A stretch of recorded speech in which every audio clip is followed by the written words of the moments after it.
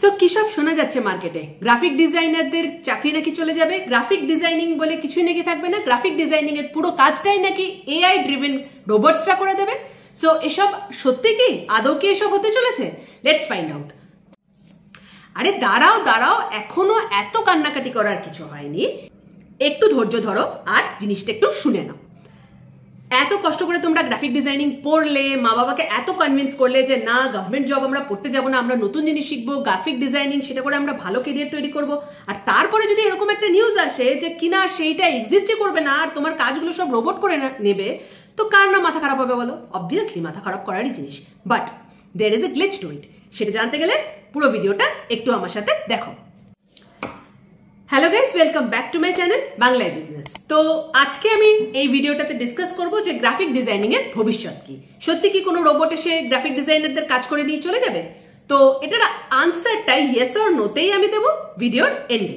তো as of নাও আমরা এটা জানার চেষ্টা করি যে এই যে একটা মার্কেটে খবর আসলো যে হঠাৎ করে গ্রাফিক ডিজাইনারদের চাকরি চলে যাবে, গ্রাফিক ডিজাইনিং জিনিসটাই সব নাকি রোবটরা করে নেবে, এটা কেন আসলো?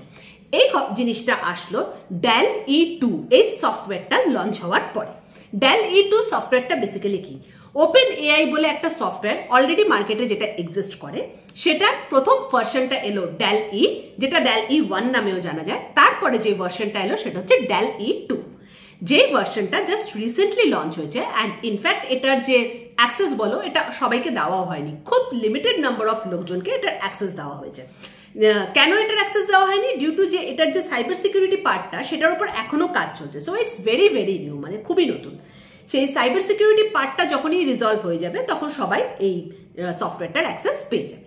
সো বেসিক্যালি এই সফটওয়্যারটা কি করে, ইনফ্যাক্ট ওপেন এআই এই সফটওয়্যারটা কি করে? এই সফটওয়্যারটা তোমার রিটেন কমান্ডকে কিন্তু গ্রাফিক ডিজাইনিং এ চেঞ্জ করতে পারে। মানে ধরো তুমি একটা কিছু টাইপ করে দিলে, সেই টাইপটা পড়ে সে সেটা স্কেচগুলো, ছবিগুলো, গ্রাফিক্সগুলো তৈরি করে দেয়। কিরকম? যেমন ধরো তুমি টাইপ করলে যে একটা ঘোড়া সমুদ্র দিয়ে সাঁতার কেটে যাচ্ছে, তুমি যদি এই জিনিসটা টাইপ করে দাও ওই সফটওয়্যারের মধ্যে, a horse swimming in sea, তো ও ঠিক এরকম একটা গ্রাফিক তৈরি করে দেবে যেখানে দেখা যাবে একটা ঘোড়া সমুদ্রে সাঁতার কাটছে। তো বেসিক্যালি এই সফটওয়্যারটা এই কাজটাই করে। ফার্স্ট ওপেন এআই এই কাজটা করতো, সেকেন্ড যেটা একটা ভার্সন আসলো ডেল ই, সেটা এই কাজটা খুব ভালো করে করতো। অ্যান্ড লেটেস্ট যে ভার্সনটা এসছে ডেল E2, সেটা যারা ইউজ করেছে তাদের যে এক্সপিরিয়েন্স সেটা অসম, দারুণ এই সফটওয়্যারটা। মানে সেখানে তুমি যা কিনা কমান্ড দিচ্ছ সেই সফটওয়্যারটা তোমাকে সেই ধরনের ইমেজ দিয়ে দিচ্ছে উইথ এভরিথিং। লাইক তুমি সেখানে শ্যাডোজ চেঞ্জ করতে পারবে, তুমি সেখানে কালার গ্রেডিয়েন্ট চেঞ্জ করতে পারবে, এভরিথিং সেখানে সফটওয়্যারটা কিন্তু করতে ইকুইপড। একটা ইমেজ দেখার চেষ্টা করো, এই ইমেজটাতে এখানে কমেন্টটা দেওয়া হয়েছে অ্যাস্ট্রোনট রাইডিং আ হর্স। তো এইরকম ইমেজ এই সফটওয়্যারটা প্রডিউস করতে পেরেছে। নট অনলি দ্যাট যে ও একটা ইমেজ প্রডিউস করতে পেরেছে, ও কিন্তু এরকম অনেকগুলো ইমেজ, অ্যাটলিস্ট মানে 40 to 50 ইমেজেস প্রডিউস করে কিন্তু দিয়ে দিয়েছে যে যারা ইউজার তাদেরকে যে সে যে কোনো একটা এখান থেকে চয়েস করে নিতে পারে। Similarly teddy bear scientist, so teddy bear scientist যখন তুমি সেখানে টাইপ করে কমান্ডটা দিলে, সে কিন্তু এরকম টেডি বিয়ার সায়েন্টিস্টের অনেকগুলো তোমাকে পিকচার্স, অনেকগুলো উইথ চয়েস দিয়ে দেবে, যেখান থেকে তুমি চুজ করে নিতে পারো এক্স্যাক্টলি যে তোমার কোন পিকচারটা দরকার, তুমি কি ধরনের জিনিস চাইছো। সেখানেও তুমি কমান্ড দিয়ে তুমি তাকে বলে দিতে পারবে যে তোমার কি ধরনের কালার গ্রেডিয়েন্ট দরকার, কি ধরনের শ্যাডো দরকার, কি ধরনের টুলস দরকার। তো বেসিক্যালি এই সফটওয়্যারটার যে জাদুটা বলতে পারো, যেটা আমি বলবো যে যেটা জাদু বা যেটা এর মধ্যে ম্যাজিক জিনিসটা, এটা এই জিনিস, এটাই যে এটা এনিথিং তোমার যা ইমাজিনেশন হোক না কেন, it can draw and give you the results of anything you want. তো এবার একটা জিনিস বোঝার চেষ্টা করো যে গ্রাফিক ডিজাইনারের রোলটা এক্স্যাক্টলি কোথায়। গ্রাফিক ডিজাইনারের যে রোলটা হয় সেটা কিন্তু লিমিটেড না যে তুমি একটা স্কেচ ডিজাইন করে দিলে, তুমি একটা ফটোগ্রাফ ডিজাইন করে দিলে, বা তুমি একটা পোস্টার ডিজাইন করে দিলে। সেই রোলটা কিন্তু অনেক ডেপথ আছে। যারা এখন গ্রাফিক ডিজাইনিং তোমরা করছো বা যারা শিখছো, যারা করবে, তো তারা জেনারেলি যে টুলসগুলো শিখে থাকো, তোমরা জানো অ্যাডোব ইলাস্ট্রেটর, এটা খুব একটা নর্মাল গ্রাফিক ডিজাইনিং এর টুল যেটা সবাই শিখে থাকে, সবাই ইউজ করে থাকে। ফটোশপ, দেন ক্যানভা তো আমিও ইউজ করি, আমিও যে গ্রাফিক ডিজাইনিং যতটুকু করি আমি ক্যানভা ইউজ করি। তো এভরিওয়ান আমরা এই সফটওয়্যারসগুলো ইউজ করি। অ্যান্ড হ্যাঁ, এই সফটওয়্যার গুলো কিন্তু এখন এআই ড্রিভেন। ক্যানভা একটা টোটালি এআই ড্রিভেন সফটওয়্যার, যেখানে এআই আর্টিফিশিয়াল ইন্টেলিজেন্স দিয়ে কিন্তু এই সফটওয়্যারটাও বানানো হয়, মানে সেম টেকনোলজি যেটা এই ডেল E2 সফটওয়্যারটাতে ইউজ করা হয়েছে। তো বেসিক্যালি এই সফটওয়্যারটা যেটা করবে, এই সফটওয়্যারটা যেটা রোল, সেটা হচ্ছে যে গ্রাফিক ডিজাইনিং এর কাজটাকে অনেক বেশি ফাস্ট করে দেবে, অনেক বেশি এফিশিয়েন্ট করে দেবে। আর গ্রাফিক ডিজাইনার যে গ্রাফিক ডিজাইনিং এর কাজটা করছে তার কাজটাকে অনেক বেশি প্রিসাইজ করে দেবে, অনেক বেশি ইজি করে দেবে। So as a graphic designer, তুমি যদি একজন গ্রাফিক ডিজাইনার হও, সেখানে তোমাকে কি করতে হবে যাতে এই সব টুলসগুলো তোমার কাজটা কেড়ে না নিতে পারে? যেটা তোমাকে করতে হবে, ফার্স্ট অফ অল তো এটা মাথা থেকে বের করে দিতে হবে যে এরকম কোনো একটা সফটওয়্যার চলে আসবে যে একটা গ্রাফিক ডিজাইনারের মতো ক্রিয়েটিভ জবকে এন্ড করে দেবে। তো ইট ক্যানট হ্যাপেন, এরকম হয় না বেসিক্যালি। অ্যাকচুয়ালি এই সফটওয়্যারটা এই জন্য এসছে যাতে গ্রাফিক ডিজাইনারদের কাজটা আরো ইজি হয়ে যায়, আরো প্রিসাইজ হয়ে যায়, আরো অনেক ফাস্ট হয়ে যায়। জাস্ট এই কারণে সফটওয়্যারগুলো লঞ্চ করা হয়। কেন সফটওয়্যারগুলো বানানো হয় একবার ভেবে দেখার চেষ্টা করো। বিকজ গ্রাফিক ডিজাইনিং এর ডিমান্ড কিন্তু প্রচন্ড হিউজ, যত দিন যাচ্ছে এর ডিমান্ড বেড়ে যাচ্ছে। এবার যত গ্রাফিক ডিজাইনার আছে, তো এত যদি ভালো ভালো সফটওয়্যার, ফাস্ট সফটওয়্যার না আসে, তাহলে এখানে এত কাজ যে গ্রাফিক ডিজাইনাররা এক্সিস্টিং সফটওয়্যারগুলো দিয়ে কিন্তু সেই কাজগুলো শেষ করতে পারবে না। কিছুদিনের মধ্যে, এই মুহূর্তে তো আমরা 4G তে আছি, 5G চলে আসবে। 5G যখন চলে আসবে তখন তার সাথে যেটা চলে আসবে সেটা হচ্ছে মেটাভার্স, আর সেটা হয়ে যাবে এন্টায়ারলি 3D। তাহলে বুঝতে পারছো একজন গ্রাফিক ডিজাইনারের কাজ কত বেড়ে যাবে। আর তখন যদি আমাদের কাছে সেরকম এফিশিয়েন্ট সফটওয়্যার না থাকে, তাহলে এই এত বড় কাজটাকে কে করবে, কে ম্যানেজ করবে? গ্রাফিক ডিজাইনারের পক্ষে এই সফটওয়্যারগুলো ইউজ করে অত বড় একটা কাজ করা কিন্তু খুব ডিফিকাল্ট হয়ে যাবে। দ্যাটস ওয়াই এই সফটওয়্যারগুলো আসছে, এরকম আরো অনেক সফটওয়্যার লঞ্চ হবে, বিকজ এই কাজটা কিন্তু অনেক অনেক বেড়ে যাচ্ছে। এবার অ্যাজ এ গ্রাফিক ডিজাইনার, তুমি যদি গ্রাফিক ডিজাইনার হতে চাও, তাহলে যেটা তোমাকে করতে হবে, আর যেটা তোমাকে অলরেডি তোমার থিঙ্কিংকে চেঞ্জ করতে হবে, আর অলরেডি তোমাকে ভাবতে হবে, সেটা হচ্ছে একজন গ্রাফিক ডিজাইনারের এক্স্যাক্ট কাজটা কি। একজন গ্রাফিক ডিজাইনারের এক্স্যাক্ট কাজ হচ্ছে নট অনলি স্কেচেস, শুধু ফটোশপ করা তোমার কাজ না, শুধু সিডিআরে বসে ফাইলস বানানো তোমার কাজ না। তোমার কাজ কিন্তু একটা প্রোডাক্টকে মার্কেটিং করা। বেসিক্যালি গ্রাফিক ডিজাইনিং এর কাজ is a marketing job, is a sales job. কেননা দেখো, তুমি যাই করছো না কেন গ্রাফিক ডিজাইনিং এ, কেন করছো? আলটিমেটলি একটা প্রোডাক্টকে সেল করার জন্য। সেই তুমি একটা ক্রিয়েটিভ বানাচ্ছ, তুমি একটা প্রোডাক্টের প্যাকেজ ডেসক্রিপশন বানাচ্ছ, কেন বানাচ্ছ এগুলো? তোমার মোটিভটা কি?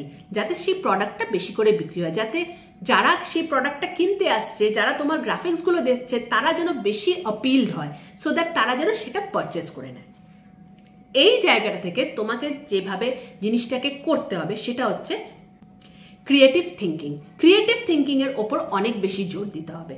ক্রিয়েটিভ থিঙ্কিং এ তুমি যদি করতে পারো, আর তুমি যদি হাইলি ইকুইপড হও ইন ক্রিয়েটিভ থিঙ্কিং, দেন মনে রাখবে এরকম কোনো সফটওয়্যার তোমার চাকরি, তোমার কাজকে কিন্তু লিমিট করে দিতে পারে না। ইনফ্যাক্ট এই সফটওয়্যারগুলো তোমাকে অনেক বেশি হেল্প করবে, যাতে তুমি তোমার ক্লায়েন্টসদের বেশি করে ভালো করে সার্ভিস প্রোভাইড করতে পারো।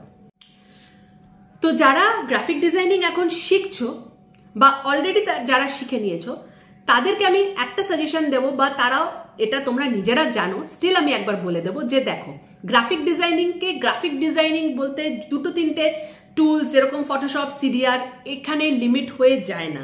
গ্রাফিক ডিজাইনিং এগেন একটা বড় কাজ, তার সাথে কিন্তু আরো দুটো জিনিস ইন্টিগ্রেট হয়ে থাকে। একটা হচ্ছে ডিজিটাল মার্কেটিং, আর একটা হচ্ছে web development and app development. কেন? গ্রাফিক ডিজাইনারের একটা কিন্তু বড় পার্ট, সেটা হচ্ছে ইউআই অ্যান্ড ইউএক্স ডিজাইন, যেটা নিয়ে আমার এন্টায়ার একটা ভিডিও আছে, ম্যাক্সিমাম অফ ইউ তোমরা দেখেইছো, যারা দেখোনি তারা প্লিজ এটা চেক আউট করে নাও। সো দেখো, graphic design, UI UX design, আর ওয়েব ডেভেলপমেন্ট, আর ডিজিটাল মার্কেটিং, এই টোটাল জিনিসটা ইন্টিগ্রেট করে কিন্তু হচ্ছে গ্রাফিক ডিজাইনিং ফিল্ডটা। তো যখনই তুমি মনে করবে যে তুমি গ্রাফিক ডিজাইনিং এ নিজের কেরিয়ার তৈরি করতে যাচ্ছ, তাহলে এই জিনিসগুলো কোনোটাকে বাদ দিলে চলবে না, সবগুলোই কিন্তু শিখতে হবে। হ্যাঁ, হতে পারে যে তুমি হয়তো কোর্স করে নিয়েছো, সেখানে হয়তো তোমাকে একটা জিনিসই শিখিয়ে দিয়েছে, বাট তার মানে তো এই না যে এইগুলো শেখা যায় না। অনেক এরকম প্ল্যাটফর্ম আছে যেখানে এই চারটে জিনিস শেখা যায়, সেগুলো শিখে নাও, সো দ্যাট কখনো যেন কোনো একটা সফটওয়্যার টুল সেটা যদি ব্যাকডেটেড হয়ে যায়, ধরো আজকে এরকম একটা দিন এলো যে ফটোশপ ব্যাকডেটেড হয়ে গেল, হতেই পারে আগে অনেক কিছু ছিল যেগুলো ব্যাকডেটেড অলরেডি হয়ে গেছে, এখন নতুন নতুন টুলস এসেছে, সো এই টুলসগুলো কিন্তু আস্তে আস্তে ব্যাকডেটেড হয়ে যাবে। বাট যে জিনিসটা ব্যাকডেটেড হবে না সেটা হচ্ছে নলেজ বা অ্যাপ্লিকেশন পার্ট। একটা ওয়েবসাইট ডেভেলপ করতে, একটা ওয়েবসাইটকে যাতে কনজিউমার্সরা এসে তাতে ক্লিক করে, সেটাকে ক্লিকেবল বানাতে, সেটাকে প্রেজেন্টেবল বানাতে, সেটাকে কম্পিটিটরসদের কাছ থেকে আলাদা করতে, সেটার ইউজার ইন্টারফেসটাকে এমন কনভিনিয়েন্ট করে দিতে যাতে কাস্টমার্স যে কনজিউমার যে সেটা দেখছে সেটার থেকে সে যেন ফিরে চলে না যায়, এই জিনিসগুলো করতে কিন্তু এখনো একজন গ্রাফিক ডিজাইনারকে দরকার হবে। আর এই কাজটা করবে কারা? গ্রাফিক ডিজাইনার্স যাদের কাছে এবিলিটি আছে ক্রিয়েটিভ থিঙ্কিং করার। সো নিজের ক্রিয়েটিভ থিঙ্কিং এবিলিটিকে ডেভেলপ করো। ডিজিটাল মার্কেটিং পার্টটা, যেটা গ্রাফিক ডিজাইনিং এর একটা মেজর পার্ট, সেই জায়গাটাতে ফোকাস করো। আর ওয়েব ডেভেলপমেন্ট, ইউজার ইন্টারফেস আর ইউজার এক্সপিরিয়েন্স, এই দুটো জিনিসকে কিভাবে ভালো করা যায় সেই দিকটা দিয়ে চিন্তা করো। এইগুলো যদি তোমার ফিঙ্গারটিপসে থাকে, এগুলো যদি তোমার জানা থাকে, তুমি মনে করবে তুমি ভবিষ্যতে আরো একজন বেটার গ্রাফিক ডিজাইনার হতে পারো। আর ইনফ্যাক্ট এই যে ফিল্ডটা গ্রাফিক ডিজাইনিং এর, এটা আরো অনেক 5 টাইমস 10 টাইমস 20 টাইমস গ্রো করবে। কেননা দেখো টেকনোলজি গ্রো করে যাচ্ছে, এখন 4G আছে, কালকে 5G এসে যাবে। 5G যখন এসে যাবে কি immense amount of data use হবে, ইমেন্স অ্যামাউন্ট অফ সেখানে গ্রাফিক্স কত ডেভেলপড হবে, কারণ এন্টায়ার থিং 3D তে হবে। যেগুলো আজকাল আমরা 2D তে দেখি যে আমাদের অ্যাপসগুলো যেগুলো 2D তে রান করে সেগুলো 3D তে রান করবে। তো বুঝতে পারছো তো কতটা দরকার হবে গ্রাফিক ডিজাইন, কোন লেভেলে চলে যাবে। তো সেইটা ভাবো, এটা নিয়ে চিন্তা করো না যে হ্যাঁ গ্রাফিক ডিজাইনিং শেষ হয়ে যাচ্ছে, ডিজাইনারদের জব চলে যাচ্ছে, এরকমটা কিচ্ছু হবে না। ইয়েস, আমি বলছি এরকমটা কিচ্ছু হবে না, এই নিয়ে চিন্তা করার কোনো দরকার নেই। যেরকম নিজের কেরিয়ার কন্টিনিউ করছো সেটা করে যাও। অ্যান্ড ইয়েস, গ্রাফিক ডিজাইনিংকে কোনো একটা টুলের মধ্যে, যেরকম ফটোশপ বা সিডিআর বা অ্যাডোব ইলাস্ট্রেটর, এগুলোর মধ্যে কিন্তু এটাকে সীমাবদ্ধ করে রেখো না। তোমার নলেজটা হবে এন্টায়ার ফিল্ডটা নিয়ে, সেটার মধ্যে থাকবে ডিজিটাল মার্কেটিং, সেটার মধ্যে থাকবে গ্রাফিক ডিজাইন, সেটার মধ্যে থাকবে web development and UI UX design. So এই এন্টায়ার যে ফিল্ডটা আছে এটা নিয়ে ভালো করে এগিয়ে যাও, নিজের যে স্কিলসগুলো আছে সেগুলোকে আরো শার্পেন করো। The future is very bright for graphic designing. এই ভিডিওটাকে তাহলে এখানেই শেষ করছি। এই সফটওয়্যারটা নিয়ে যদি আরো কিছু জানার থাকে কমেন্ট সেকশনে লিখে জানাও, ডেফিনেটলি আমি সেটার রিপ্লাই করব। আর কি কি টপিকস নিয়ে তোমরা ভিডিও দেখতে চাইছো সেটাও কমেন্টে লিখে জানাও, ডেফিনেটলি আমি সেগুলো রিপ্লাই করব। Thanks for watching, bye bye.